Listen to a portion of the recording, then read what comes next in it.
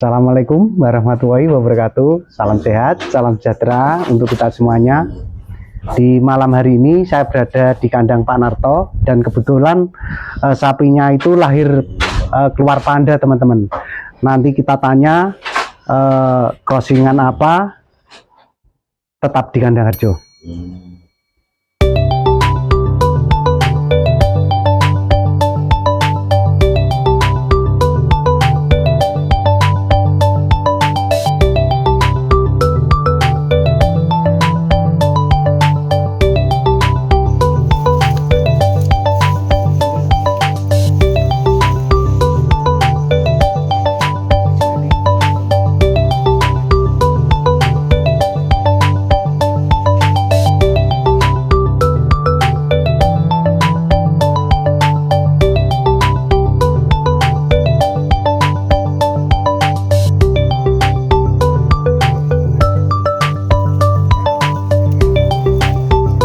Pak Narto, ya. Ini saya mau tanya, ini kok bisa keluar panda seperti ini, Pak Narto? Dulunya IB alami atau Pak Mantri ini, Pak Narto? Dulunya IB Pak Mantri, tapi saya tidak meminta yang bibit yang jenis ini. Berhubung saya itu sukanya itu sapi perah, saya mintanya FH. Tapi ya enggak tahu dari Pak Mantrinya kok bisa keluar seperti ini, ya saya tidak tahu. Dari kasih bibit apapun saya tidak tahu. Jadi ini kebetulan Pak Narto, ya. Ini kan sebetulnya crossingan metal sama Eva, tapi bisa keluar sapi metal panda seperti ini kan, ini termasuk rezeki juga. Ya. Untuk apa ini betinnya ini Pak Narto, ini sudah beranak berapa kali? 3 kali beranak. Rata-rata per hari berapa liter susunya? Kalau dulunya sekitar 12 itu murni, belum dimimi sama pedete ya? Ya. Oh gitu. Untuk sekitar 12 itu. Untuk kali ini Pak Narto nantinya mau di loske atau diambil susunya berapa liter itu? Ya kira-kira nanti ya tak ambil walaupun sedikit untuk beli makan induknya, beli komboran ya Pak Narto ya. Jadi gini teman-teman, untuk sapi Eva itu bukan alasan lagi nanti keluar pedetannya itu tidak bagus teman-teman. Jadi Eva juga bisa keluar pedetan panda seperti ini. Ini sangat berkualitas teman-teman. Jadi kita beternak Eva itu sangat menguntungkan dalam segi crossing untuk hasil peranakannya, juga hasil susu Pak Narto. Ya. Kalau di sini kan rata-rata susu sapi perah semua Pak Narto. Oh, sapi perah. Jadi kalau sapi perah kan tiap harinya bisa menghasilkan susu juga ya Pak Narto. Ya. Sebelum ini Pak Narto pernah memelihara sapi penggemukan atau apa? Belum pernah. Jadi mulai dari awal memang sapi perah. Paling lama itu 1 tahun jantan itu sudah saya jual, paling lama. Oh gitu. Untuk suka duka memelihara sapi perah itu gimana Pak Narto? Ya suka dukanya ya kalau ada masuk angin ataupun seperti dulu itu kena PMK, yang akhir-akhir ini juga kena itu namanya apa? LSD atau lato-lato yang dikenal dengan lato-lato, itu juga sudah mengalami. Nah, yang paling berat itu di waktu kena PMK itu, di waktu kena PMK itu semua ada 9 ekor sapi itu kena semua. Ya sangat susah sekali, ya sangat prihatin sekali. Ya tenaganya juga menghabiskan tenaga. Gitu. Tapi dengan ketelatenan bisa sembuh semua ya Pak Narto? Bisa sembuh semua, enggak ada yang istilahnya ambruk ataupun dipotong paksa, itu enggak ada. Tapi setelah kejadian Pak, penyakit apa itu? PMK itu divaksin juga? Vaksin semua. Sekarang sudah sehat semua. dan mudah-mudahan nanti bisa lancar ke depannya, banyak anakan yang seperti ini. Amin. Seperti panda ini nanti kalau dilihat dari bibitannya kan ke depannya bisa jumbo ini Pak Narto.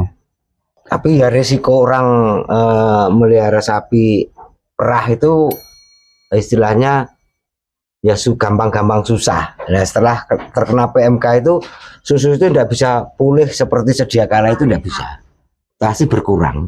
Oh gitu, jadi tidak maksimal seperti waktu dulu gitu Pak Narto ya. Walaupun sudah beranak lagi tidak bisa maksimal seperti yang dulu. Oh gitu.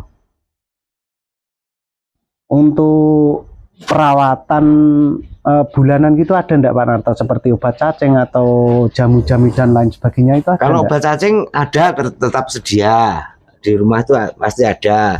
Tapi kalau ngasihkannya ya tergantung kondisi sapi. Biasanya agak susah makan ataupun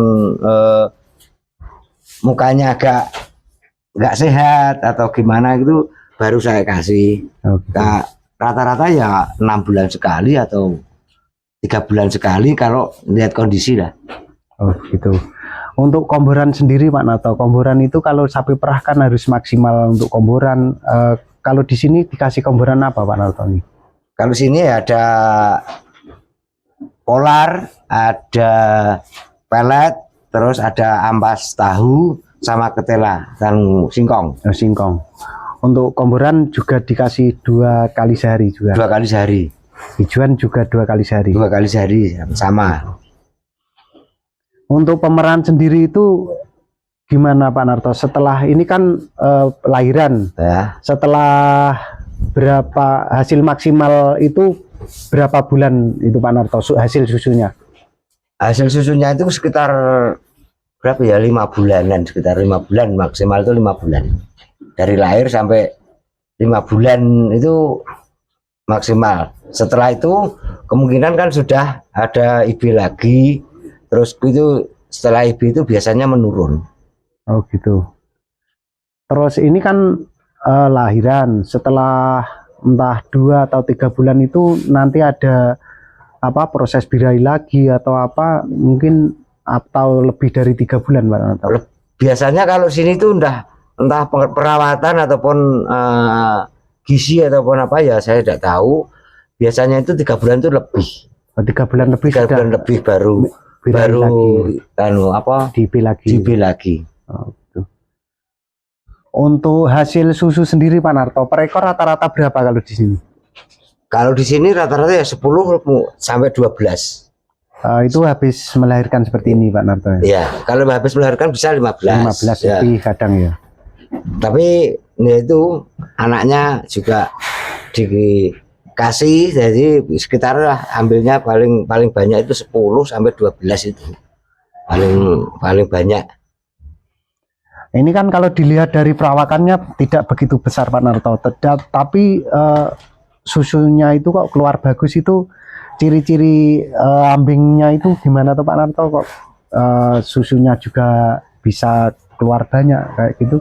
Kalau biasanya, kalau saya pengalaman saya sendiri itu biasanya ada jalur dari ambing itu ke sebelah pusar, itu biasanya agak kelihatan besar gitu. Terus biasanya itu ambingnya itu menonjol ke belakang, itu biasanya yang susunya agak bagus. Oh gitu. Terus ada puting itu putingnya tidak terlalu besar kalau saya, yang pengalaman saya itu, tapi juga tidak terlalu pendek gitu loh. Oh begitu. Iya. Yang sedang itu biasanya hasilnya lebih bagus. Jadi gini teman-teman, Pak Narto tadi sudah menerangkan secara gamblang untuk beternak sapi Eva itu memang betul-betul sangat menguntungkan. Selain susu, juga hasil peranakannya itu sangat menjanjikan teman-teman. Ini terima kasih Pak Narto atas waktunya. Terima kasih banyak.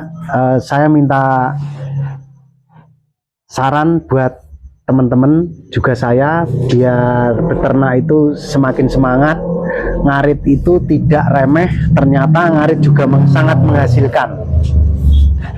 Ya, terima kasih Pak Yono yang sudah menyempatkan waktu kepada saya, terutama di kandang saya yang begitu tidak bagus, ya sederhana apa adanya.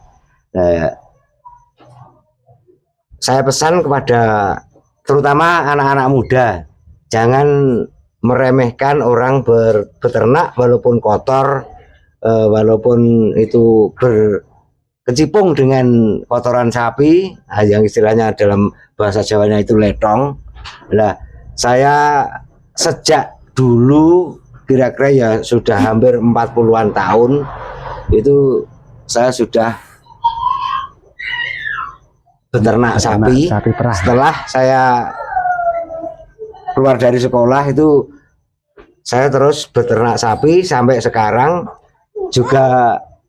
Kalau dibilang hasilnya banyak ya enggak banyak, yang penting kita itu telaten, bisa untuk hidup sehari-hari, untuk kebutuhan kita sehari-hari, bisa untuk menyekolahkan anak, walaupun kalau mungkin ya dari saya ini, saya kan enggak punya sapi sendiri, maksudnya itu saya gaduh. Jadi istilahnya kalau hasilnya diminta maksimal itu juga enggak bisa. Nah, kemungkinan kalau teman-teman atau anak-anak muda atau saudara-saudara semua punya modal sendiri, kemungkinan itu hasilnya lebih bagus, lebih besar. Nah, kalau yang saya alami itu kan saya cuman bagi hasil. Kemungkinan kalau punyanya sendiri itu hasilnya lebih bagus dan lebih untuk mencukupi kebutuhan kita sehari-hari, walaupun tidak mencukupi sepenuhnya itu. Tapi yang pasti sangat menghasilkan. Sangat menghasilkan. Ya. Sampai sekarang sudah lebih dari hampir 40-an tahun, 35 tahun lah, sekitar 35 tahun itu saya juga cuman melihara sapi, enggak bekerja di mana-mana, ya cuman menekuni bidang sapi perah. Sapi perah juga menyekolahkan anak ke jenjang perguruan tinggi juga bisa, untuk beli apa-apa juga bisa. Yang pasti sapi perah itu sangat menghasilkan, Pak Narto, ya. Ya, menghasilkan. Iya. Kita harus telaten, harus sabar. Seperti ada penyakit ataupun apa itu kita harus telaten, harus sabar, jangan berputus asa. Gitu aja. Iya. Kalau berputus asa ya nanti mutung ya habis. Iya, ya. Ya udah, terima kasih waktunya Pak Narto. Sama-sama. Dadah, dadah dulu. Dadah. Dadah dulu toh.